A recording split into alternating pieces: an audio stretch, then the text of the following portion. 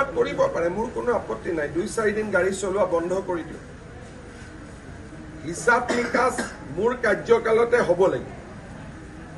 যদি কেব চালকে বন্ধ কৰি দিয়ে, হিমন্ত বিশ্ব শৰ্মাই এবাৰো নকয় খুলি দিয়ক, এনেতো অসম বন্ধ হ'লে 2-4 দিন বন্ধ হৈ থাকে।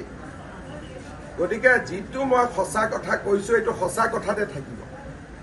আৰু মই কাক কৈছোঁ? অচিনাকি লোকৰ কাৰণে কৈছোঁ। যদি চিনাকি লোকসকলে নিজে গাত পাতি লয়, সেইটো মোৰ দুখ নহয়।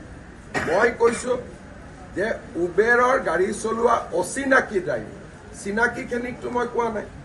গতিকে অচিনাকিৰ লগত যদি চিনাকিসকলে আন্দোলন কৰে, কৰিব। 6 দিন কৰিব, 7 দিন কৰিব, 8 দিন কৰিব, 10 দিন কৰিব। কিন্তু এইখন চৰকাৰ অচিনাকি লোকসকলৰ বিৰুদ্ধে এখন কঠোৰ চৰকাৰ। গতিকে ইয়াতে বেলেগ কথা নাখাতে।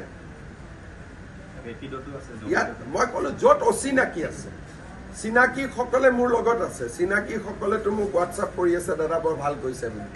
চিনাকিসকলৰ লগত কথা নাই। অচিনাকিসকলৰ লগত এই চৰকাৰখনে কম্প্ৰমাইজ নকৰে।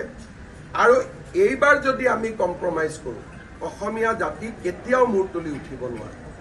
আজি আব্দুল খালেকে কি কৈছে? মোৰ কথাটোকে তেওঁ সমৰ্থন কৰিলে নে? যে আৰু 10 বছৰ পিছত অসম মন্ত্ৰীসভাত 80% মন্ত্ৰী MLA তেওঁলোকৰ হ'ব।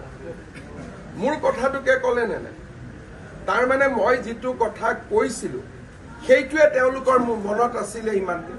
তেওঁলোকৰ মনৰ কথাখিনিকে মোৰ মনেদি মই ক'লোঁ।